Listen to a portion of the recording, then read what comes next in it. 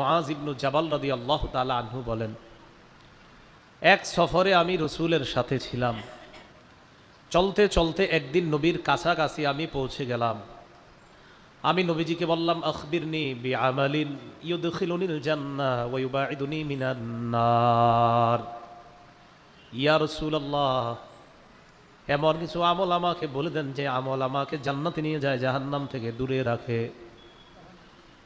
নবীজি বললেন, লাকাদ সাআলতানি আন আযীমিন ওয়া ইন্নাহু লাসিরুন আলা মান ইয়াসসারাহুল্লাহ।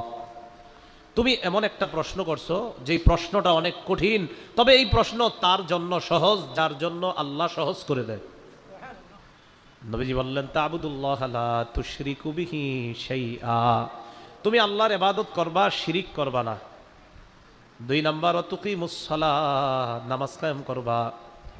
3 নাম্বার, ওয়া তুতিজ যাকাত, যাকাত আদায় করবা। 4 নাম্বার, ওয়া তাসুমু রমাদান, রমজানের রোজা রাখবা। 5 নাম্বার, ওয়া তাহুজ্জুল বাইতা, হজ করবা। 1 নাম্বার শিরিক মুক্ত ইবাদত করবা। 2 নাম্বার নামাজ কায়েম করবা।